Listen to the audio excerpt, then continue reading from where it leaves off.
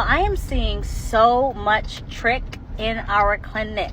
Okay, so trich or trichomonas or trichomoniasis, it is a sexually transmitted infection.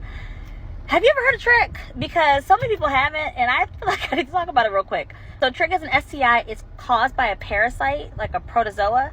That's different. It's the only STI caused by protozoa. So chlamydia, like that's a bacterial infection. So we use antibiotics because bacteria are little itty bitty living things. There are STIs that are caused by viruses. Viruses are actually not living things. They actually need a living cell to replicate in. So stay with me. Viruses would be like herpes or HIV, etc. But trich is different. It's tricky. It's tricky because it's a protozoa. So it's like bacteria. Stay with me. Living thing. But it's eukaryotic, which means its cell structure is just really superior. It's really strong. Anyway, it's super curable, and trichomonas is rampant and common, and honestly, it's often not tested for with routine testing, which is why I'm talking about it today, because I'm seeing it like every day, and I don't know what's going on in Washington, D.C., but honey, it's getting tricky. I don't know what's up with Philly, DC, San Francisco, and Atlanta, but and Houston, throw them in there. I hear all four of those cities a lot lately. And everybody is basically talking about these new mutated STIs or STD. When I was coming up, it was called STDs. But now they're talking about these new mutated STIs and how everybody is busting it down for a real one. And now you need to add to the new full panel that you do to make sure that you're not getting a 3 for 3. It used to be a 2 for. You used to get herpes and chlamydia, and sometimes the women would have children and the babies that they couldn't see when they came out, right? Now they upgraded, right? Because not only can you get herpes and chlamydia, you may throw in a little bit of HIV. People not worried about it because they say that they got medicine for it in order to make sure that they not, what's the word that I'm looking for?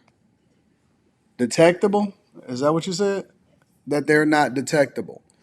But now they got tricky, or whatever it is, trick. TRICH or TRI, I don't know what it is. But the fact of the matter is, it's so much cooler and so much safer to not have to worry about this nonsense. Real talk. It's just like, it's just not worth it. It's not worth it. Like, everybody, they say 1 out of every 3 or something like that got something and stuff. So when I'm walking down the street, even when I'm here right here in Puerto Rico, and I'm walking down the street and I see a little bad one, I seen 4 of them back to back to back. They was all standing against the wall. And I was just thinking to myself, maybe 1 or 2 of y'all, maybe 3 if you're unlucky, got something.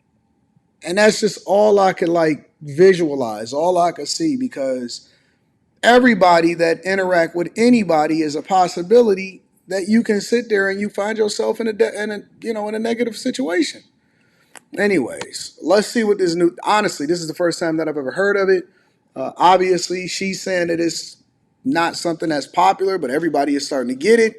And so, I guess it's like a join the club type thing. Let's continue. I used that joke already, but it's getting tricky. As far as trich is concerned, you might experience some foul-smelling discharge. It can be thin, gray, white, yellow, green. Often men do not have symptoms, but men, y'all can get trich too. I don't know how to do the edit zoom in, but you can get trich too. Can we get into the skin? The skin is skinning with no filter. Anyway, men can get trich too. You might have like penile pain, discharge, etc. But 70% of people have no symptoms at all.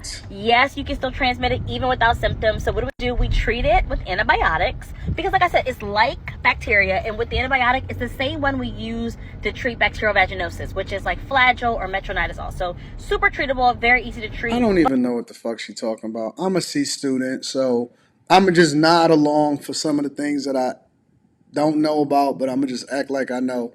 Because like I said, for people like me that's just chilling, that ain't got nothing to worry about, this is for y'all. This is for all of y'all that's in the dating pool. This is for all of y'all trying to figure it out.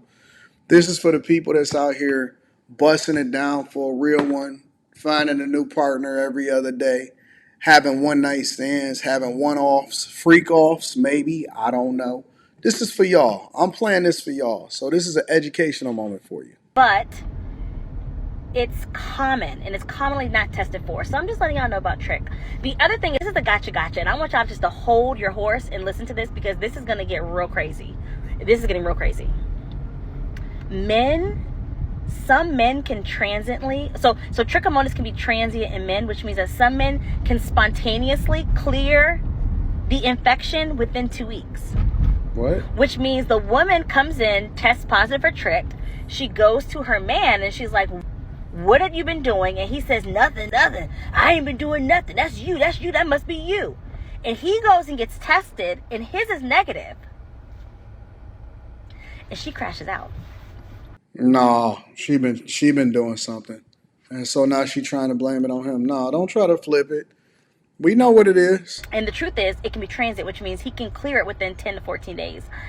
That is scary, because I have had so many patients literally like lose their relationship over them having Trich, their partner not having Trich, and the provider they saw not knowing that it can be transient in men. So just keep that statistic up your sleeve. Studies show it. As far as transmission, obviously sexually transmitted, so sexually transmitted infection, which trying to make it seem like women shouldn't be taking accountability.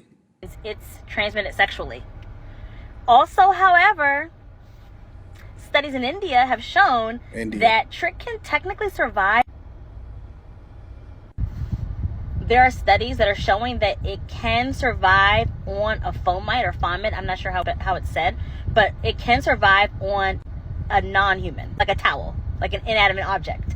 And although we haven't seen anything that shows that it can be transmitted to a person from a towel, the fact that it can potentially survive on a towel is crazy. Anyway, emerging evidence there, but stay up, y'all. Stay vigilant. Obviously, because the best way to prevent STIs or monogamy, always get tested and ask to be tested for Trich, because it's not always included in your standardized testing. Anyway, that's it for now from your favorite OBGYN nurse practitioner. Had to get on here because I saw Trich all day and I was like, all right, it's time. We got to breathe. Not a profession that I could ever imagine myself in. At no point in my life did I ever say I wanted to be an OBGYN, which is funny. Because I'm starting to see videos of women together say men shouldn't be gynecologists. Is that the same thing as an OBGYN? Yes and no. OBs deliver babies, gynecologists don't Oh, okay. Anyways, I guess the point is just to keep yourself safe. Make sure you strap up if you are going to be out here in these streets. A lot of people ain't doing that no more. They just taking what they call it PrEP. They just taking PrEP. And PrEP doesn't necessarily prevent you from getting pregnant. I don't know. Stay safe out here. Be careful. Make sure you're not busting it down for a real one. And the fastest way for you to keep yourself safe is to make sure that you reserve yourself and align yourself with a person that you're supposed to be with in the first place. Let me know what y'all think. Make sure y'all tap into the Patreon link is in the description. Always gonna give credit to the content creator. That'll be down in the description also. I love you. I appreciate you. I'm gonna holler at you later. Peace.